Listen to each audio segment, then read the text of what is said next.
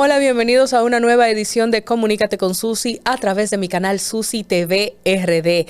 Vamos hoy a adentrarnos de manera profunda en los temas de comunicación corporativa e institucional, intangibles, reputación, comunicación de crisis, manejo de la gobernanza y muchísimas informaciones importantísimas. Hoy voy a estar compartiendo con una profesional a la que admiro muchísimo y también me honra compartir generación con ella.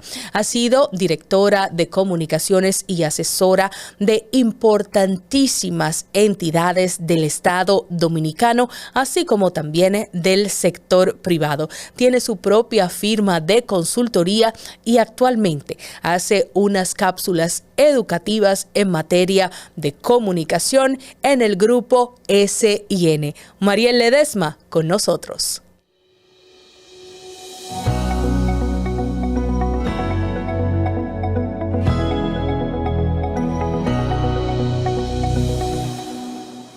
Mariel, feliz de que estés acá en Comunícate con Susi a través de Susi TV RD y como siempre arranco ametrallando a mis invitados a quemarropa y me gusta saber cómo eras de niña. Wow. Hola Susi, gracias por la invitación Siempre. y la verdad que un gusto porque siempre te sigo por YouTube y ahora me toca pues estar aquí junto contigo en este espacio. Mira, la verdad es que yo de niña he sido muy similar a lo que soy ahora. Ok. Bastante movida, bastante deportista.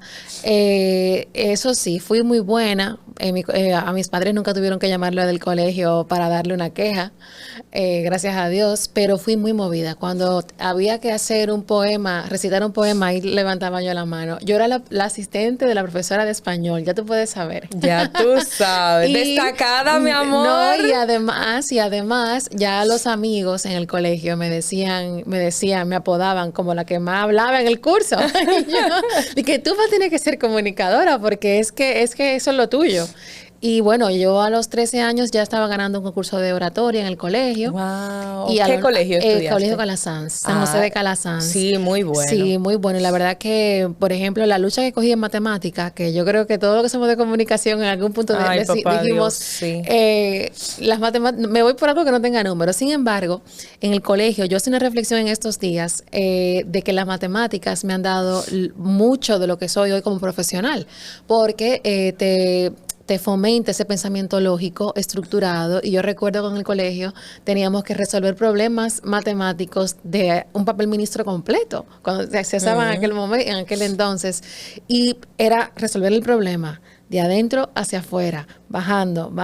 Y a nivel de pensamiento, yo soy bastante estructurada, bastante lógica también. Y la verdad que creo que se lo debo a esos años de colegio, donde cogí mucha lucha con las matemáticas, pero al mismo tiempo, como le puse tanto empeño para poder superar año tras año los exámenes, en la universidad, en el primer año, yo le daba asistencia en álgebra a otras colegas. Tutorías. Tutorías, exactamente. Y yo decía, oh, wow, ¿cómo es la vida? Pero siempre fui muy movida, me encantaba bailar. A los 9 también estuve en modelaje de etiqueta y protocolo y ahí gané un concurso de belleza infantil. A los 9 también gané unas olimpiadas de ortografía. A los 9, o sea, de ortografía. Sí. Es como que, ¿qué pasa aquí? Estaba realmente bastante encaminada por lo que yo quería hacer.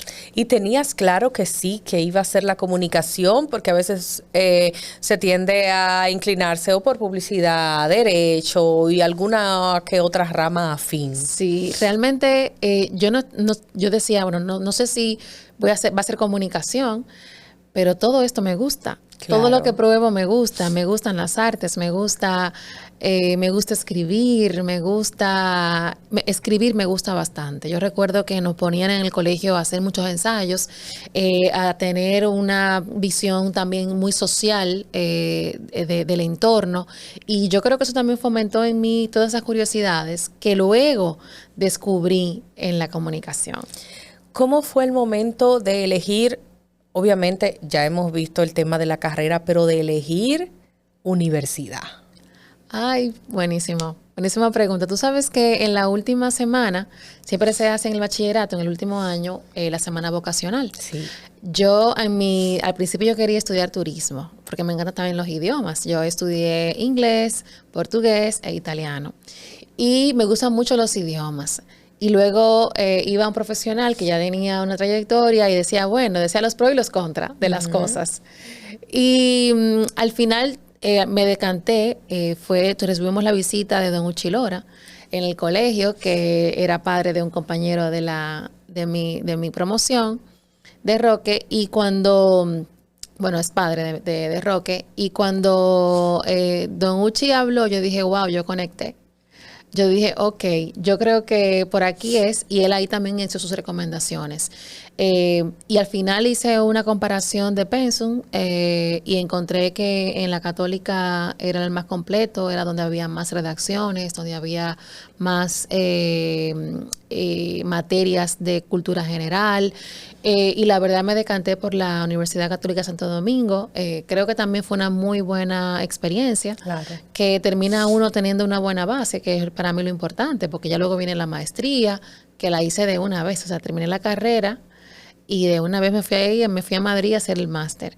Pero yo creo que la base de la universidad es muy relevante, y también los amigos que se hacen en la universidad son los amigos que te quedan ya en tu vida adulta. Bueno, Así la que mayoría de mis colegas fueron a la Universidad Católica de Santo Domingo. Incluso era a la que yo quería asistir porque ya tenía más tiempo dando la carrera, tenía un reconocimiento, sí. Pero en mi alma mater, Pucamaima, de la cual no me arrepiento, me jugaron un truquito y me dijeron, no, tranquila, que aquí tú vas a estudiar en la mañana. O sí, el primer año en la mañana y luego todo en la noche. Y yo elegí Pucamaima sobre la católica porque en la católica sí me dijeron, no, de plano, tarde, noche, es que tú vas a estudiar. Se me fueron más sinceros, ¿ves? Pero sí, de verdad es que las grandes figuras de la comunicación, tanto en el área corporativa, medios y demás, fueron a la Universidad Católica de Santo Domingo. Así es, así es. Ahí salió, bueno, un grupo que muchos de ellos están en los medios, están dirigiendo comunicación de organizaciones, y la verdad que fue para mí una experiencia enriquecedora. Yo creo que al final cada experiencia va a depender de cómo tú decidas vivirla. Para algunas personas la universidad le pasó por encima, pero para otras que vivíamos en atención, o que quizás sí nos interesaba o tratábamos de poner atención a cada materia, nos dejó algo realmente valioso como base para luego ser buenos profesionales. Y antes de ir a la parte laboral, yo quisiera que me cuentes cómo decides que voy a aprovechar el tiempo, justo termino la carrera, voy a especializarme, por qué tomaste esta decisión y los pasos tediosos de proceso, de papeleo, de correr para acá, de correr para allá, que tuviste que hacer, porque no fue una especialización, una maestría acá en el país. Ya correcto. Cuando hay que trasladarse, y más a Europa, eso requiere toda una logística. Una logística, correctamente. Mira, la verdad es que yo estaba trabajando desde los 20 años, comencé en un trabajo formal, ejecutivo. Estaba realmente bastante fogueada en el mundo gerencial desde los 20, no tanto en la parte de dirección, sino en la parte de relacionamiento y manejo de las personas, porque tenía que desarrollar ciertas habilidades y competencias como inteligencia emocional, gestión de grupos de interés, porque dentro de las organizaciones tú sabes que adentro siempre hay sus corrientes. Entonces, poder sortear y poder manejarme en ese mundo sacó una personalidad de mí que yo misma desconocía. ¿Era directamente en comunicación? No era comunicación. Okay. No era comunicación. Yo comencé primero haciendo atención al cliente. Luego de atención al cliente fui recepcionista de un edificio, de una organización en su edificio central. Y luego de ahí es que paso a ser asistente ejecutiva. Como asistente ejecutiva, literal, la persona que estaba a cargo en ese momento dijo, le dijeron, no, ella no tiene experiencia, le dijeron, en algún momento va a tener que tenerla.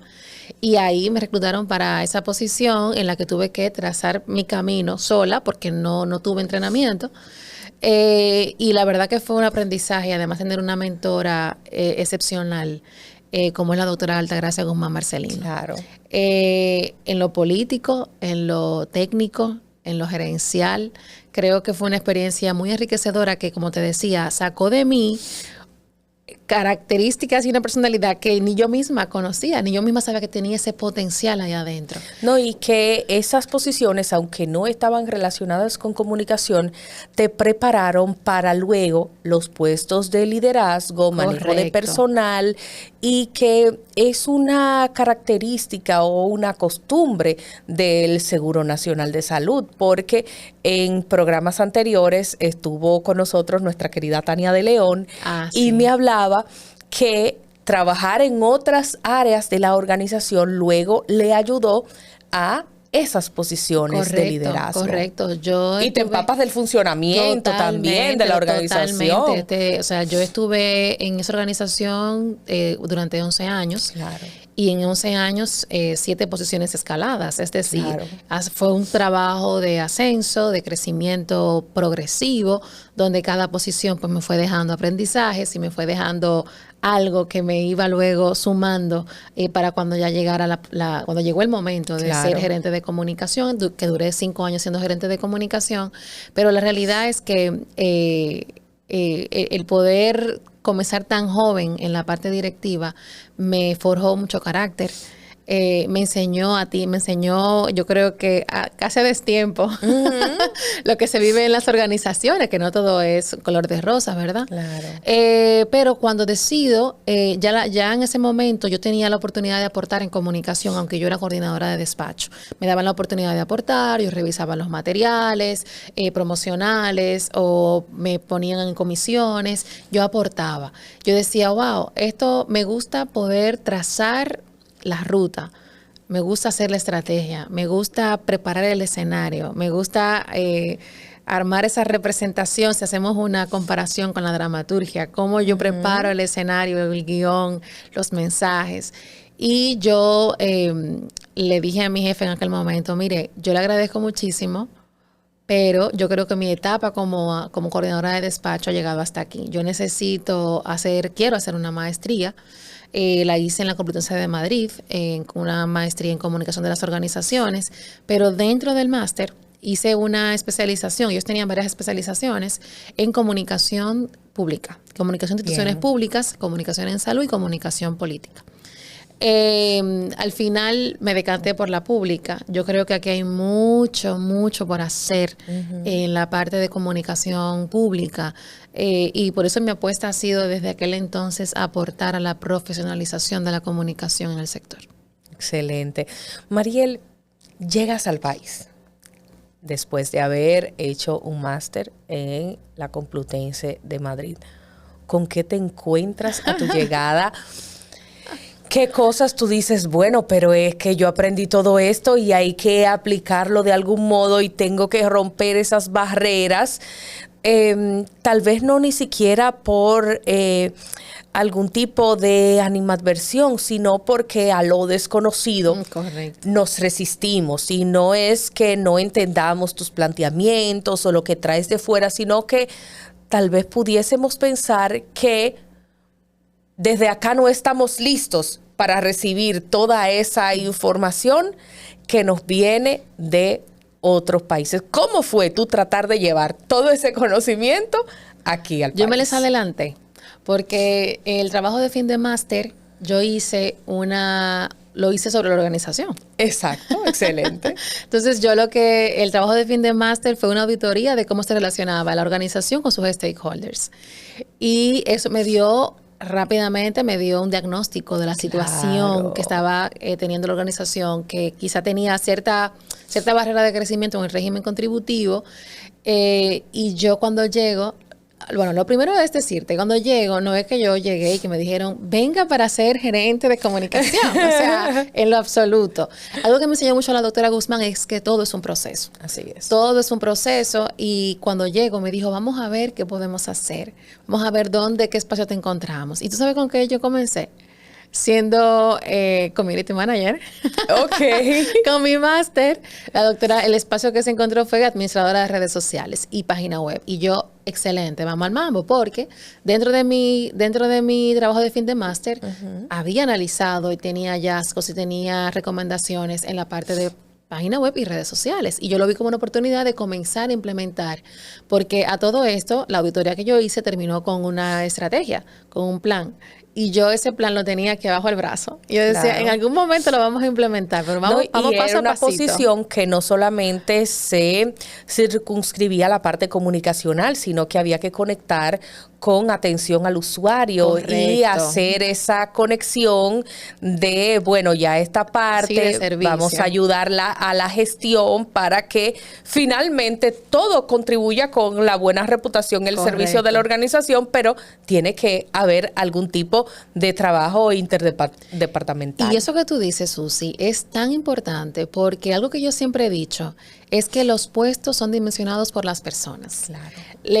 Yo he conocido personas que están en puestos muy relevantes, pero su gestión es pobre y el puesto pasa a ser irrelevante. Claro. Y he conocido personas que están en puestos que hasta ese momento no eran puestos clave, pero con el trabajo, las propuestas, las innovaciones que han podido impulsar, terminan haciendo de ese puesto un puesto relevante para la organización. Entonces yo creo que los puestos los dimensionamos las personas y por eso yo veía en cada oportunidad que yo tenía ese espacio de poder aportar y agregar valor. Y cuando me dijeron eso, yo lejos de decir, pero ¿cómo va a ser? Yo que vengo con una maestría, yo dije, no, aquí hay una oportunidad porque yo analicé ya Claro. las redes y la página web y hay importantes y ahí entonces comencé a trabajar cambiar cómo se hacen las redes sociales allá, cómo se gestionaban y también un cambio en la página web. Y luego de ahí, pues bueno, pasé a otra posición como encargada como coordinadora de imagen y diseño. Y ya cuando la doctora Guzmán pasa a Salud Pública nuevamente, que Chanel Rosa Chupani asume en Senasa, me asciende a gerente de comunicación. Y ahí yo dije, bueno, ahora tengo la oportunidad de implementar el plan que ya había diseñado mientras hacía el máster.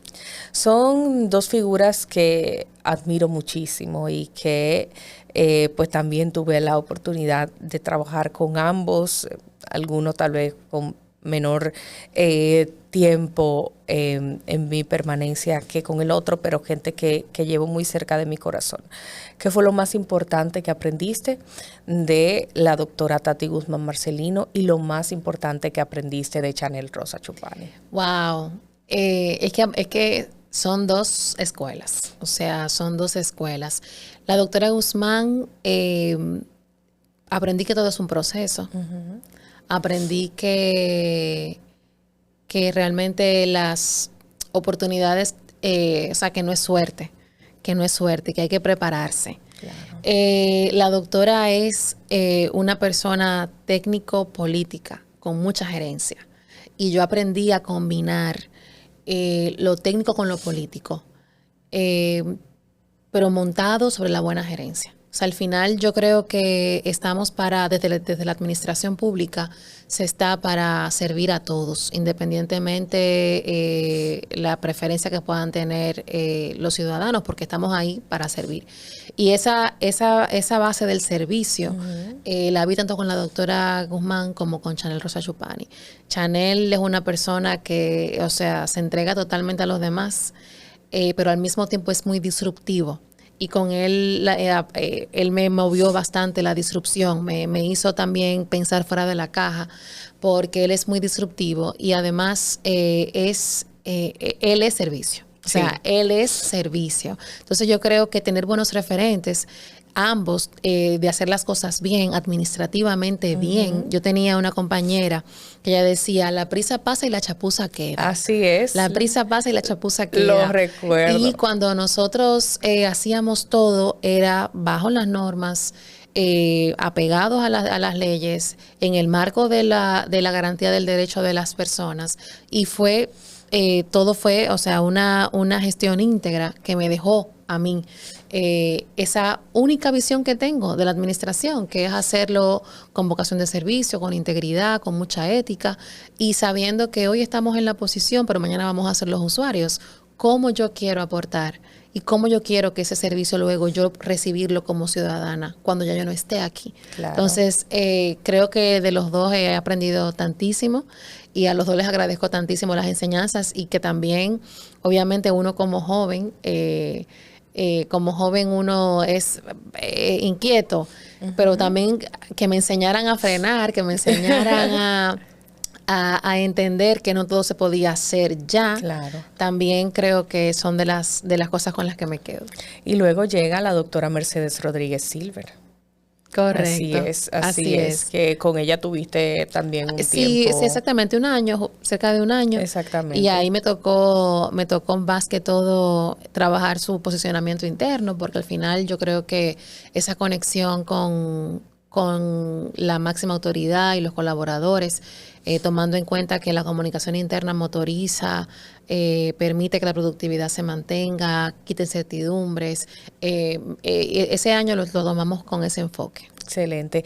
¿Cuál fue tu próximo paso laboral luego de una institución que, bueno, por lo menos en ese momento, en aquel momento, claro, tenía unos estándares tan altos de calidad, de profesionalismo, de cumplir con todas y cada una de las evaluaciones, ganando premios internacionales, o sea, siendo de verdad ejemplo? Yo creo que de las pocas organizaciones en este país del sector público que forman a un profesional más allá de una carrera universitaria o de una maestría fue el Seguro Nacional de Salud.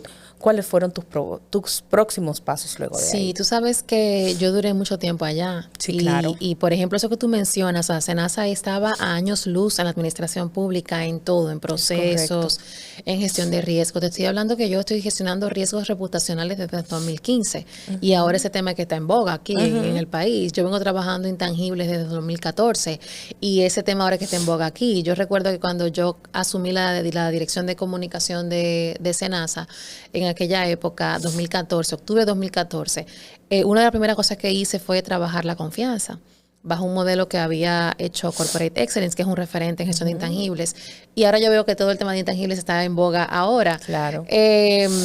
Pero una vez concluí esa etapa, que decidí concluirla, decidí realmente, ya dije, tenía mucho tiempo aquí, necesito ver otras cosas. Claro.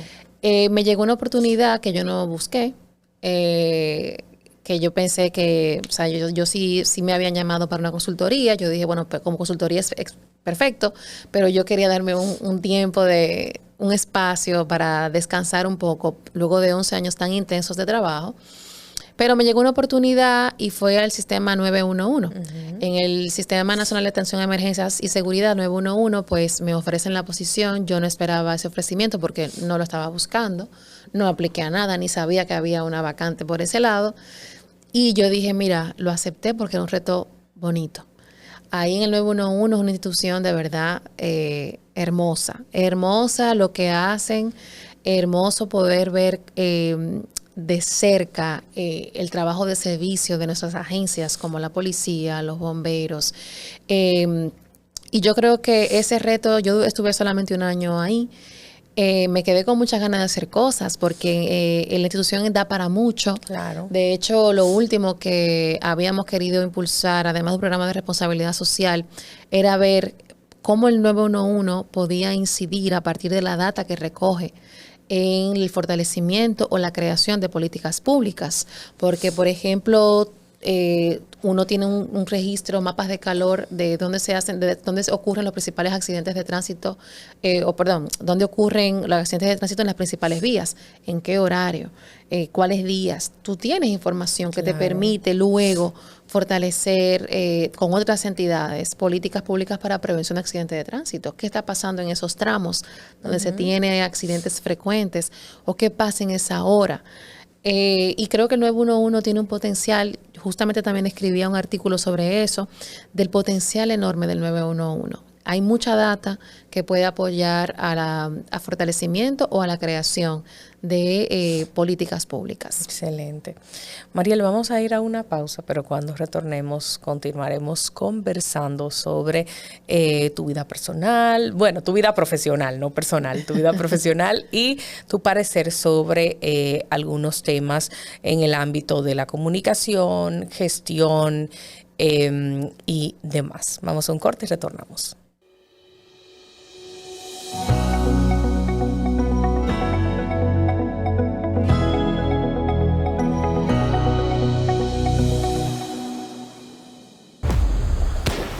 Nacimos en tierra de sol, de ritmo, de lucha.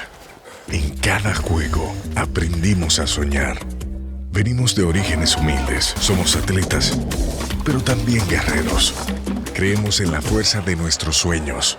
Hoy no competimos solos. Juntos cruzamos todos los límites, porque juntos somos imparables. Juegos Centroamericanos y del Caribe, Santo Domingo 2026. Juntos haremos historia.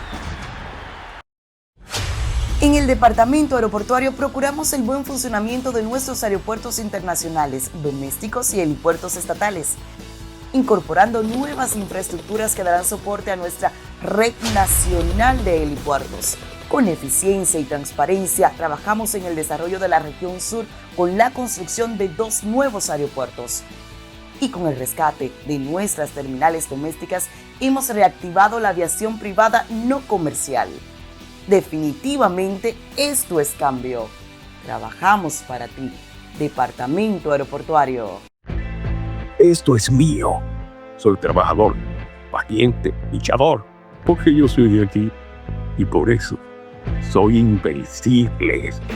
Apoyando al sector agrícola, en Banreservas, este año destinamos 12,000 millones de pesos, sumándose a una inversión histórica de 90,000 millones de pesos que continúan fortaleciendo el campo dominicano a través del programa Pignoración de Arroz. Banreservas, el banco de todos los dominicanos. Cada gota es una bendición que alegra nuestra vida como una canción que brinda a la familia la oportunidad de mantener viva la esperanza de avanzar.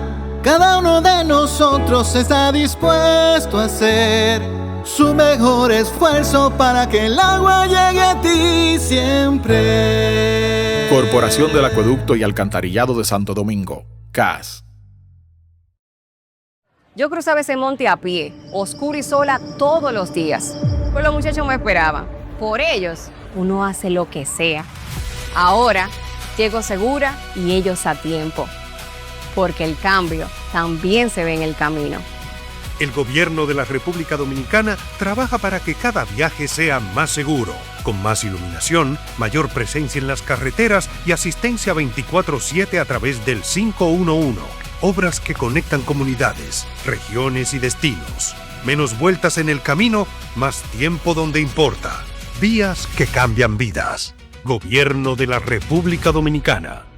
Hoy, con más energía que nunca, celebramos juntos a quienes encuentran nuevas ideas, aquellos que transforman con energía su comunidad y el mundo en el que vivimos. Ofrecemos soluciones energéticas innovadoras y un servicio eléctrico confiable de clase mundial. Juntos energizamos el diario vivir desde Bávaro, Punta Cana, Verón, Ubero Alto, Macao, Miches y Bayahíbe para hacer que las familias y las empresas sean aún más prósperas. CEPEM, energía que cambia vidas. Una compañía de InterEnergy Group. Cuida tu salud con Farmacia GBC. En cada rincón de Santiago de los Caballeros disfruta de un 20% de descuento todos los días en tus compras. Farmacia GBC, siempre cerca. La farmacia de los dominicanos. Bienvenidos al Paso a Paso para renovar tu cédula. Recuerda, desde este 12 de abril iniciamos la entrega de la nueva cédula, la cual recibirás en el mes de tu cumpleaños. Para tenerla, solo debes completar unos simples pasos. Llegas al centro de cedulación y te recibe el coordinador del centro, quien te solicita tu cédula física para validar tu identidad. Posteriormente, se genera un turno único para el proceso. Luego te solicitan la cédula física para iniciar la solicitud y aportas un número telefónico de contacto. Más adelante, pasas al área de captura de datos biométricos para validar que los datos se corresponden contigo. Luego, cuando toque tu turno, pasas a la estación donde te presentan tu información personal para su revisión y validación. Una vez concluida la verificación, colocas tu huella dactilar en el lector. En la cabina de grabado láser entregas tu cédula actual. Revisan que todos los datos de tu cédula nueva estén correctos y te la entregan. La cédula anterior se anula en tu presencia. Y así de fácil es tener tu nueva cédula. Recuerda, a partir de este 12 de abril, en el mes de tu cumpleaños, acude al centro de cedulación más cercano. Para más información, accede a jce.gov.do. Tu cédula eres tú, porque tu identidad es única. Junta Central Electoral. Garantía de identidad y democracia.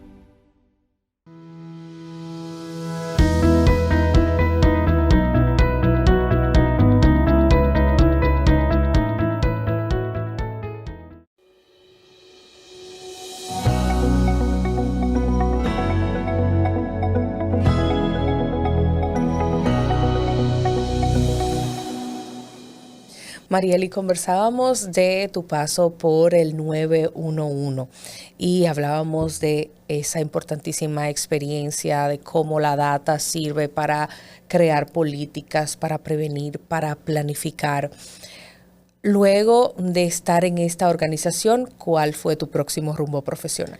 Bueno, yo he tenido, Susi, durante estos últimos casi 14 años, mucha incidencia en la administración pública. Es casi una vocación ya que tengo, porque obviamente he tenido la oportunidad de pasar al sector privado. Lo pasé, pasé en una experiencia, aunque a nivel de consultoría sí trabajo con el sector privado. Pero luego de ahí, pues entro al Ministerio de Industria, Comercio y MIPYMES con el ministro Ito Bisonó, pero en calidad de asesora interna. O sea, estaba internamente con él en el ministerio. Y mi función principal era poder darle orientación estratégica a la red de comunicación.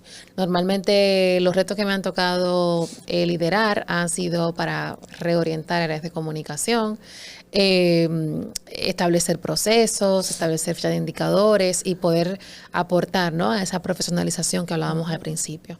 Ya luego ahí pues me he quedado, estuve una pausa de la administración. Y yo tengo mi agencia ML Comunicación Estratégica, desde donde apoyo organizaciones y personas, directivos, en su reputación profesional, áreas de comunicación, posicionamiento, etcétera. Y sabes que a veces me preguntan, bueno, pero que una persona que trabaja en el sector público, quizá no para el sector privado, al final la base estratégica de la comunicación es similar. Por no decir de la misma, la base estratégica. Lo que va obviamente a darle el matiz va a ser el tipo de organización, va a ser también el sector en el que te desarrolles, pero la base estratégica de cómo hacer un plan de comunicación, cómo hacer una campaña, cómo elaborar los mensajes, o sea, toda la parte de estrategia comunicacional aplica igual al sector público como al privado. Lo que varía va a ser los matices en función de la naturaleza de las organizaciones. Por ejemplo, en una institución pública tú no persigues lucro como lo haces en una entidad privada, sino que lo que persigues es aprobación, legitimidad. Entonces, tu línea de comunicación va a ir en una línea muy diferente a quizá como lo manejarás en el sector privado, donde sí tiene que haber un retorno, o donde sí debe haber una colaboración al core del negocio para que haya obviamente un retorno. Entonces, al final, cuando me hacen la pregunta, la base estratégica es similar, lo que va siempre a matizar es la naturaleza de la organización. Le falta tal vez a muchas organizaciones del sector privado ese know-how que tienen las y los profesionales que vienen del sector público para tal vez ese empuje a sus organizaciones. Y lo digo porque a veces entiendo que hay una percepción generalizada muy errada del sector público. Para mí, que al igual que tú, he estado en ambos renglones exactamente, veo que es mucho más complejo el sector público, mucho más demandante en materia no solamente de tiempo, sino de todas las aristas que hay que manejar y sobre las cuales hay que hilar fino, y que a veces el sector privado adolece de ciertos conocimientos para vincularse con sus pares del sector público. O sea, hay ciertos temas que, si no tienen alguien que conoce el sector público, van a hacer las cosas de manera no adecuada. Mira, tú sabes que quizá no es un tema de qué le falta a uno o qué le falta al otro. Yo creo que son experiencias distintas, expertices también distintos y naturalezas distintas. Los problemas prácticos de la comunicación que enfrentamos en el sector público no son los mismos que puede enfrentar alguien en el sector privado. Por ejemplo, un problema práctico de la comunicación en el sector público es la infravaloración de la comunicación. Claro. Todavía vemos cómo la comunicación tiene prioridad cuando hay crisis. O, por ejemplo, todavía vemos que tienen a un DIRCOM, pero el DIRCOM no participa en la toma de decisiones, sino que es un mensajero de información. Es decir, otros deciden, le pasan la información al área de comunicación para que comunicación publique. Entonces, eso no es una dirección de comunicación orientada, orientada estratégicamente. Claro. Y muchas veces comienza con la cabeza, ¿okay? Con la máxima autoridad. Entonces, yo quizá aquí no hablaría de qué le falta a uno, qué le falta a otro. Lo que sí es que transitar de un sector a otro puede ser más complejo, transitar del corporativo al público. Puede ser mucho más complejo. Claro. Como tú bien decías, además de la infravaloración, que hay que trabajar, hay que trillar un camino de esto es lo que hace comunicación, casi de evangelizar. Además también tiene que mirar muchos temas a la vez, muchos platillos a la vez, tiene que gestionar. Aunque se dice que el público el público es más amplio que el sector privado. El sector privado hace un mapeo de stakeholders, el público tiene mapeo de stakeholders, pero al mismo tiempo tú tienes mayor escrutinio, vienen con más garra. Claro. A interactuar contigo. Entonces, por ejemplo, una falta ortográfica que salga en un comunicado, en algo, tiene mayor impacto que si salió en el sector privado, porque no tiene quizá no viaja igual la información. Y al mismo tiempo yo creo que una de las diferencias que también hace que haya más contraste es que en el sector público los recursos son de todos. Y eso hace que el escrutinio sea mayor. Y eso hace que la exigencia sea mayor. Y eso hace que, y más ahora en estos tiempos de los views, hace que la indignación también sea mayor. Aunque ya no escapa el sector corporativo, no escapa de la indignación, de los views, porque al final todos estamos expuestos. Y cualquier persona puede subir un contenido que afecte una marca, se hace viral y ya luego vemos cómo en la bolsa bajan y pierden muchísimo dinero. O sea que igual no escapa, pero sí transitar del sector privado al público puede ser más complejo que del público al privado. Con mucha humildad, es mi percepción. El otro día conversaba con unos colegas y me planteaban una queja que la he vivido en carne propia y me imagino que tú también.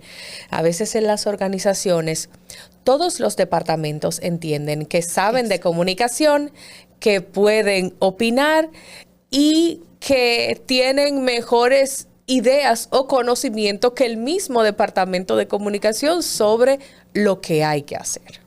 Eso lo has dicho todo. Eso es una realidad, Susi, es una realidad. Pero ¿cómo en mi experiencia he combatido eso? Y vuelvo al punto inicial, la profesionalización. Muchos pueden opinar, pero nadie te va a saber hacer un plan. Claro.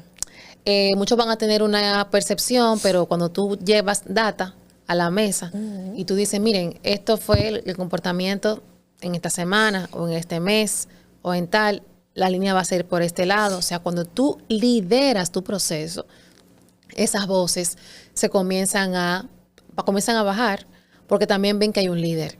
Porque también, ¿qué pasa? Aquí no podemos no podemos tampoco dejarlo de lado.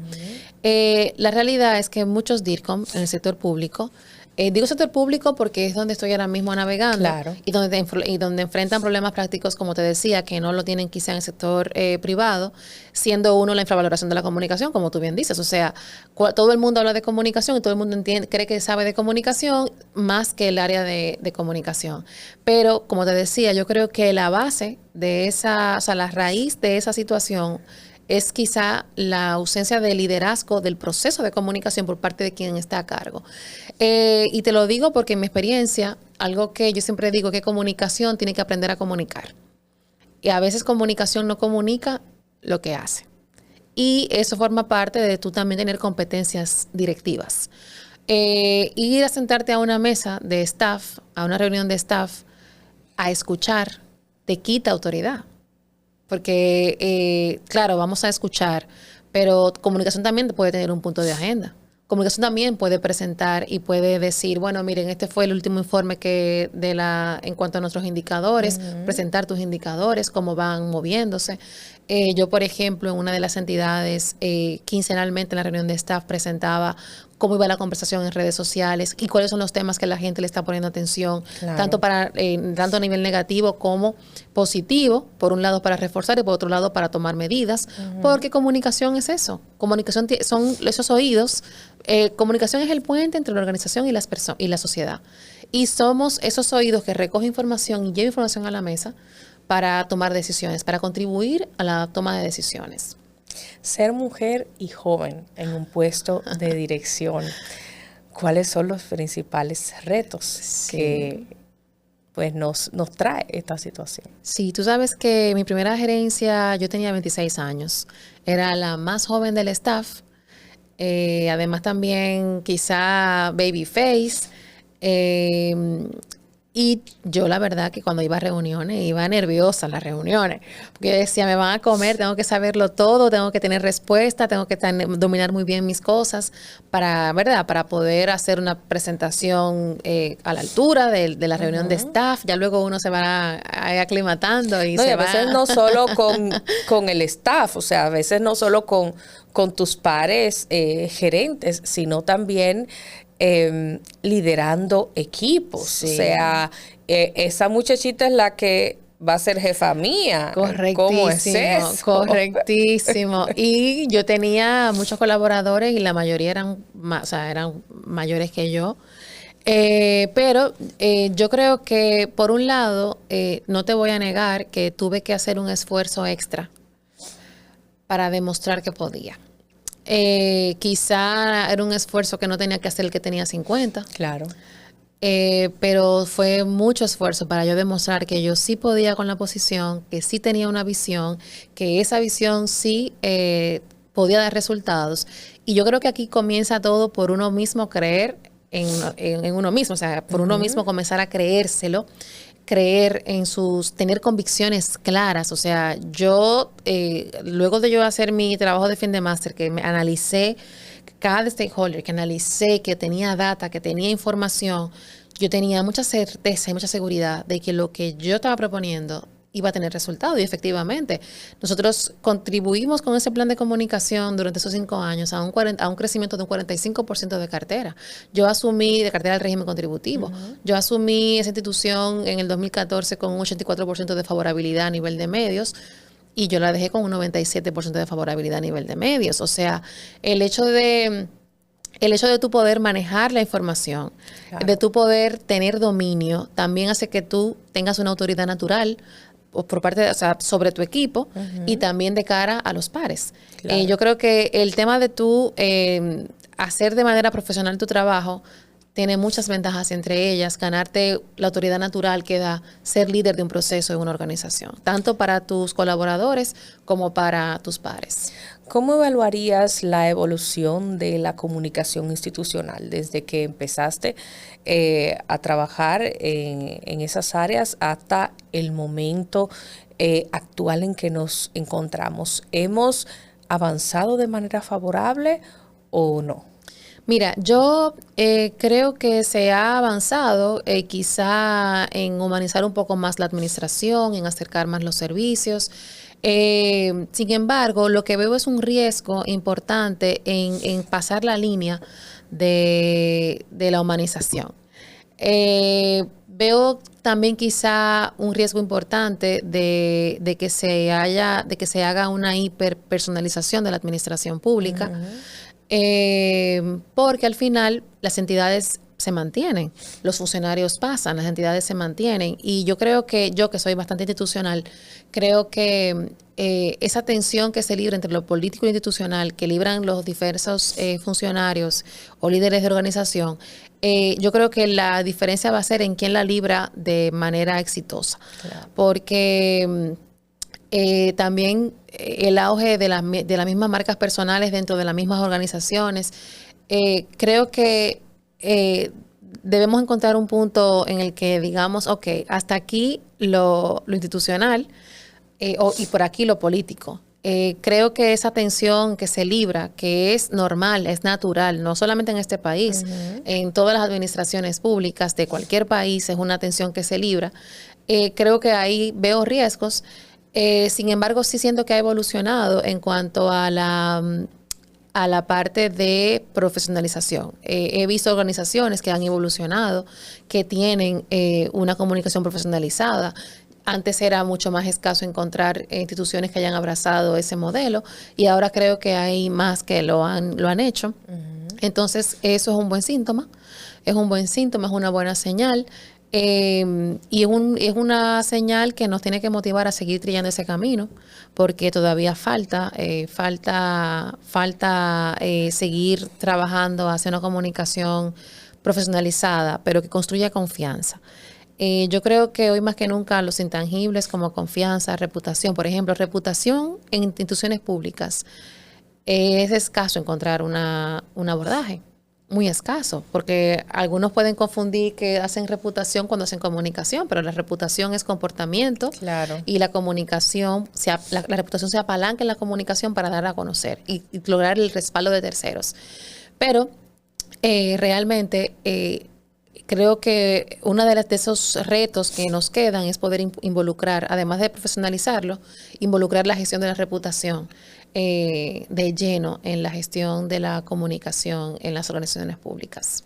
He visto un problema en diversas organizaciones, y es tener equipos de comunicación paralelos, lo cual hace un grave daño a las instituciones, porque se generan pugnas internas, nadie sabe quién maneja qué, se producen una serie de situaciones que no deberían estarse generando y que atrasan, que complejizan el trabajo sin necesidad. ¿Por qué no hacerle entender, o por qué ha sido tan difícil que los líderes de las organizaciones entiendan que su nivel de mando en materia de comunicación debe estar definido, que no puede haber dos cabezas en la gestión comunicacional? Bueno, eso, buenísima pregunta, Susi. Yo lo ato a lo que te dije anteriormente de la hiperpersonalización en la administración como tendencia que estoy viendo ahora. Una tendencia que a mí particularmente me genera una alerta. A mí me tocó en una ocasión, hace unos años, me llamaron justamente, me dijeron, quiero una líder para los dos equipos. Pero al final no eran dos equipos, todos estaban persiguiendo lo mismo. Lo primero es, como tú bien dices, tener estructuras paralelas hace ineficiente el proceso. Claro. Ineficiente, porque tú tienes un equipo más grande, totalmente divorciado, repitiendo cosas y gastando quizás más recursos. Y justamente con eso que te decía de que me llamaron para que haya una sola cabeza para ambos equipos, cuando yo vine a ver, yo dije, pero es que aquí no hay dos equipos. Si esto siempre ha sido uno. Siempre ha sido uno con enfoques distintos. Ahora, ¿cómo yo garantizo que haya un solo equipo así como tú tienes comunicación interna, comunicación publicitaria, medios y publicaciones, tú tienes un equipo, por ejemplo, digital, y en el equipo digital tú puedes tener 2 focos sin problema, pero un solo equipo, bajo una gobernanza clara que permita establecer una línea de mando que optimice procesos, que optimice recursos y que además mantenga una coherencia entre los mensajes institucionales y los mensajes del funcionario. Mariel, en la parte ya de medios, hemos visto tus participaciones en escritos, artículos de opinión y te vemos participando en SIN con algunas participaciones en cámara, valga la redundancia, analizando temas puntuales relacionados con la comunicación corporativa, institucional, reputación, gobernanza y demás. ¿Cómo decides ya no solo estar en la parte escrita, sino irte a las cámaras? Y si en tu experiencia profesional ya le habías dedicado un tiempecito más profundo a la parte de audiovisuales como talento. Sí, tú sabes que, bueno, como talento, muy poco. Pero déjame decirte que yo estudié producción de cine y televisión y trabajé por un tiempo en producción de televisión. Me encantaba la producción de televisión, o sea, la amaba. Pero ahora, como tú bien dices, he dado un paso más. Yo creo que cuando uno tiene un criterio muy definido, cuando uno tiene convicciones muy claras, ¿por qué no hacerlo llegar a más personas? Y ahí tuve la oportunidad, muy agradecida del grupo SIN por la acogida para estas cápsulas que se llaman Entre Líneas, donde analizamos un poco la realidad la actualidad, esa mirada comunicacional, reputacional, etcétera. La verdad que ha tenido una acogida importante porque no me esperaba tantos compartidos en cada publicación. No sé si es que hay una necesidad también de los temas. Claro, muchísima. Pero la realidad es que sí. Y te digo algo, yo siempre desde chiquita, de adolescente, he tenido la inquietud de las noticias. Así que no descarto nada. Bueno, estás en el mejor lugar absolutamente para eso. Nada en cuanto a explorar nuevas facetas, ya que al final yo creo que uno se tiene, tú misma dices, la versátil, le dicen a Susi, pero yo creo que eso es una de las bondades que tiene nuestra carrera. Así es. Que nos permite navegar, nos permite explorar, nos permite vivir experiencias distintas desde el mismo ser de lo que es hacer comunicación. Entonces, estoy muy feliz ahí en SIN con esas cápsulas que han tenido buena acogida y te digo, no descarto absolutamente nada en el mundo del talento y la televisión. ¿Cuáles son los temas que la gente más te pide en esas cápsulas? Bueno, mira, tú sabes que tanto como por mi agencia, uno de los temas que más con el que más me abordan es con la reputación profesional y con la parte política. Yo honestamente, la comunicación pública ahí confluye comunicación política, relaciones públicas, diplomacia, confluyen varias disciplinas. Yo particularmente no trabajo la parte de política electoral, pero sí entiendo la política desde la parte noble, ¿verdad? Y la gente sí me aborda me mandan los casos, las noticias. Y yo, bueno, vamos a analizar el caso, perfecto. Pero la parte de reputación profesional y la parte de actualidad, de quizá decisiones que se toman o quizá decisiones que se dan en contextos que tú dices, pero ¿qué pasó aquí? Claro. Tú me lo puedes explicar, o sea, pero sí, la verdad que ha sido una experiencia muy interesante y espero poder seguir compartiendo conocimiento a través de las cápsulas. Perdón, sí. Susi, estoy en esa línea. O sea, yo creo que de nada sirve tener algo, tener dones, tener conocimiento si no lo compartes. Y yo particularmente, parte de lo que quiero ya trabajar en lo adelante es la parte docente. Me encanta poder enseñar, explicar, compartir conocimiento, aprender también de otros. La parte académica me encanta, me motiva mucho y yo creo que eso, la televisión, serán aspectos que en los próximos años trabajaré y le daré más espacio. qué emoción. Mariel, ¿cómo manejar las figuras que pues son muy mediáticas, ya sea porque sean titulares de una organización o porque trabajan temas comunicacionales, pero no solamente tienen que enfocarse en su popularidad, sino en proteger precisamente sus intangibles? ¿Cómo tener ese manejo de no cruzar esa raya de tengo que seguir acumulando popularidad porque es lo que me mantiene vigente y tengo que estar en los temas que son tendencia sin poner en riesgo mi credibilidad? ¿Hasta qué punto yo decido, mira, ya esto llega a la payasería? Aquí me detengo. Sí, correcto. Tú lo has dicho, Susi. O sea, yo creo que aquí el tema es saber si lo que vas a hacer va a aportar o no. Si lo que vas a hacer te suma o te resta.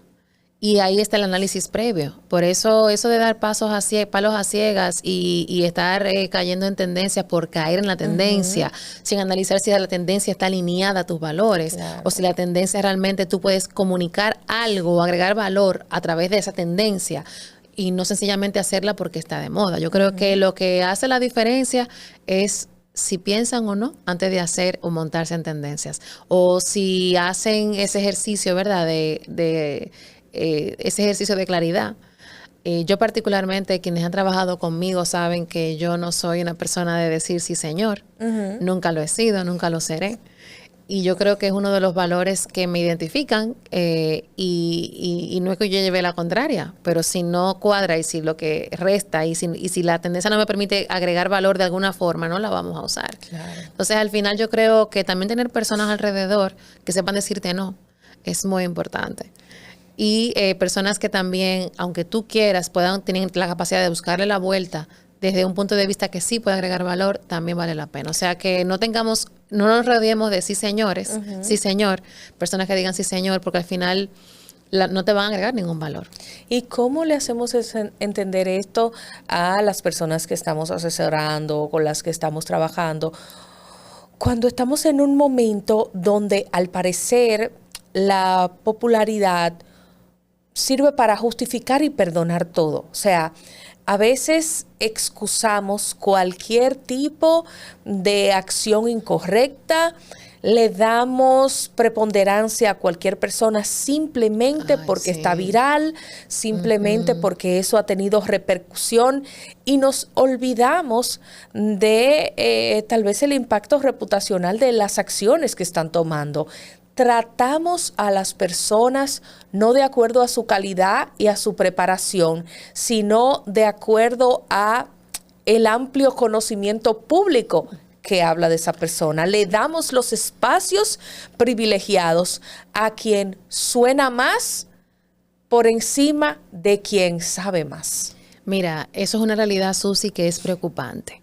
Es preocupante. Yo he mirado con atención. Yo creo que como sociedad tenemos que reflexionar porque no estamos yendo por buen camino. Yo creo que estamos dándole fama, espacio. Y a veces el que sabe más se desespera y quiere meterse en la tendencia porque dice, pero ¿cómo va a ser que fulano que no tiene esta preparación, que esto, que lo otro, me lo están poniendo adelante? A veces hasta en foros. Sí, o sea, te comparto de tu indignación y también por eso yo también me animé a salir, ¿verdad? Claro. Porque yo creo que a veces los que nos ocupamos en prepararnos tenemos o sea, tenemos la noción tan clara de que hay tanto que no sabemos que a veces tenemos como esa aprensión de, caramba, yo no soy una gurú ni mucho menos, o sea, yo lo que sé de esto y tengo una expertise en esto, pero yo sé que hay tantísimo que quizá yo no sé y uno se cuida mucho más. Pero efectivamente hay esos personajes que se hacen virales por la forma controversial en la que se dirigen, pero yo creo que como sociedad tenemos que detenernos y pensar qué generación estamos formando hoy. Claro. O sea, el hecho de estar dándole visibilidad, espacio, fama, atención a personas que no aportan ni en valores, ni en visión de país, ni en nada, tú dices, pero ¿hacia dónde vamos? ¿Hacia dónde vamos? ¿Qué le puede esperar a este país dentro de 10, 15, 20, 30 años si seguimos por ese camino. Entonces yo creo que tenemos que reflexionar porque estamos en un momento para mí de mucha preocupación. Y las redes sociales son buenísimas las redes sociales, pero yo creo que tenemos que tener mayor conciencia de a quién le damos un like, de a quién le damos un view, de qué cuenta seguimos, porque estamos dándole fama a gente incorrecta. Claro. En muchos de los casos. Y eso sin hablar de todo el tema de la desinformación que se está dando vía redes sociales. O sea, nosotros vemos un titular y de una vez lo compartimos sin ver si efectivamente está en un medio establecido. O vemos un mega titular y de una vez damos compartir y damos like y damos comentario y resulta que la información es falsa. Entonces, el uso de las redes sociales, yo creo que tenemos que, son muy buenas, pero necesitamos hacerlo de manera más responsable y consciente. ¿La IA, un aliado o una amenaza? Es un aliado total. La IA es un aliado total, pero como todo, mira las redes sociales nos acercan. Sí. Permiten compartir conocimiento. Es como las uses. ¿Entiendes? O sea, nos permiten compartir conocimiento. Pero por favor, la gente, dejen de estar haciendo afiches con IA. Se parecen se todos. nota tanto. Contraten un diseñador, denle comida a los diseñadores, Claro. no se le va a caer un brazo. Yo cuando veo un diseño de eso, yo lo descarto totalmente. Total. Tú sabes que todavía estamos transitando. Yo sí creo que la IA es un aliado. Sí necesita ser un aliado y como todo, que sea usada con ética, pero yo particularmente me auxilio bastante porque me ahorra tiempo, es como tener un asistente y me apoyo bastante. Y a mi equipo también les motivo a que la usen. Es un aliado, pero es un aliado que va a ser aliado en función del uso responsable y ético que le demos. Lo mismo con las redes sociales. Comenzamos muy bien con las redes y ahora tú ves que hay gente que monetiza con clickbaits. O sea, ahora tú ves gente que monetiza con la desinformación. Claro. Entonces, al final, yo creo que las herramientas tecnológicas no son amenazas. Vienen a potenciar, vienen a ser aliados. Todo está en nosotros, en las personas, en el uso que le demos y si de verdad hacemos un uso responsable y ético de las herramientas tecnológicas. Finalmente, Mariel, ¿con qué sueñas? Wow, ¿con qué sueño? Yo creo que te lo dije ahorita. Yo creo que ya he transitado 14 años de liderar procesos de comunicación desde organizaciones, aunque como te decía, durante 2 o 3 años estuve solamente dedicada a mi agencia, pero yo sueño con poder compartir mi conocimiento, con poder aprender también de otros. Sueño con explorar más talentos que tengo y de al final que la vida transite y que cuando mire hacia atrás diga, ok, pude hacer lo que quería, exploré mis talentos, no me quedó nada por probar y eso es lo que quiero ahora mismo abrazar.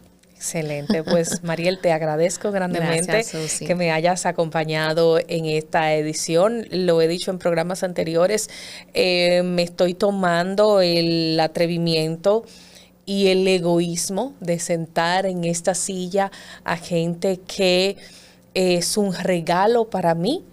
Compartir esta hora, estos minutos, porque esos son los espacios que ayudan a alimentar con aportes a quienes nos miran. No hago nada intentando tener un espacio por tenerlo, sino logrando que gente que realmente yo entiendo están haciendo aportes, cambios, están inyectando cosas significativas al país, sea a quienes tenga el honor que quieran sentarse conmigo en esa silla. Así que sabes que te admiro mucho como profesional, que conozco tu trabajo, que sé de tu impronta, que he tenido el privilegio de tener en mis manos piezas importantísimas diseñadas por ti, ver el funcionamiento a cabalidad de tus estrategias, y pocos profesionales pueden decir que tienen tu nivel de resultado, de compromiso y de dedicación. Me vas a hacer llorar, Susi, por Dios, qué hermosa. Por eso me siento feliz de que alguien de mi generación esté haciendo tantos cambios a lo plus a lo positivo por el país. Gracias. Gracias, Susi, por la invitación. Honrada y de verdad que un placer haber compartido contigo estos minutos y esta conversación tan bien hilada y tan bien llevada. La próxima sin cámaras y con vino. Correcto, correctísimo, aprobado.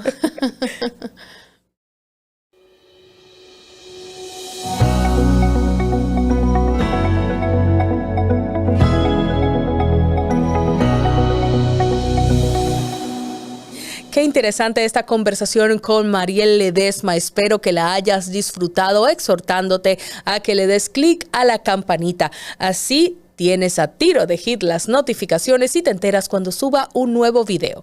Recuerda que puedes seguirme como Susi TV RD, no solo aquí en YouTube.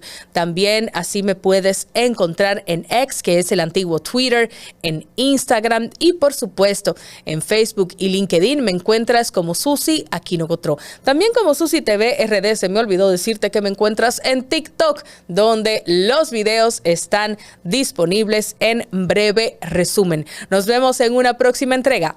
Bye bye.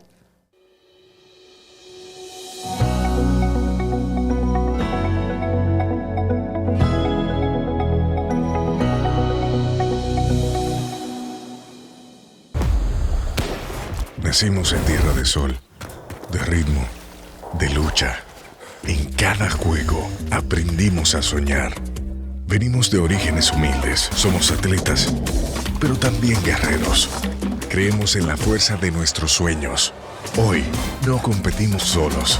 Juntos cruzamos todos los límites, porque juntos somos imparables. Juegos Centroamericanos y del Caribe, Santo Domingo 2026. Juntos haremos historia. En el Departamento Aeroportuario procuramos el buen funcionamiento de nuestros aeropuertos internacionales, domésticos y helipuertos estatales, incorporando nuevas infraestructuras que darán soporte a nuestra red nacional de helipuertos. Con eficiencia y transparencia, trabajamos en el desarrollo de la región sur con la construcción de 2 nuevos aeropuertos. Y con el rescate de nuestras terminales domésticas, hemos reactivado la aviación privada no comercial. Definitivamente esto es cambio. Trabajamos para ti.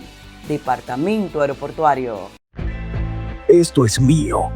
Soy trabajador, paciente, luchador, porque yo soy de aquí y por eso soy invencible.